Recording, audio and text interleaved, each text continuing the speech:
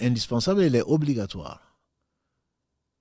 L'imam Ahmad, qu'Allah fasse miséricorde, il a compté plus de 90 endroits où Allah subhanahu wa ta'ala, qui a sabour, le très patient, parle de la patience, soit en l'ordonnant, soit en décrivant le sort des patients, soit en décrivant le sort de ceux qui n'étaient pas patients, soit en disant leur statut qu'il a élevé.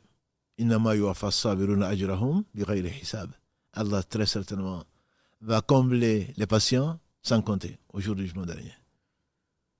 La bonne action est récompensée par 10 bonnes actions, de 10 à 700 fois. Mais la patience, Allah dit qu'il va la récompenser sans compter. Un jour viendra, Allah dira, il fera dire ou il dira, où sont les gens dont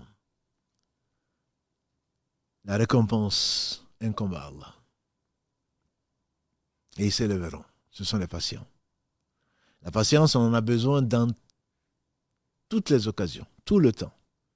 Soit un bienfait pour lequel il faut être patient. Et on a dit que Abdurrahman ibn Auf, un habitant du paradis, parmi les 10 cités dans le même hadith, disait qu'on a patienté dans l'adversité, mais on n'a pas pu patienter dans le bonheur ou dans les bienfaits.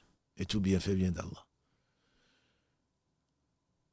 Le problème, c'est que quand on nage dans les bienfaits, comme chacun d'entre nous aujourd'hui, pensons aux habitants de la Palestine, et d'ailleurs, quand on nage dans les bienfaits, on ne se rend pas compte que ce sont des épreuves et qu'il faut patienter dans les bienfaits. C'est-à-dire qu'utiliser ce qu'Allah nous donne pour traduire notre adoration.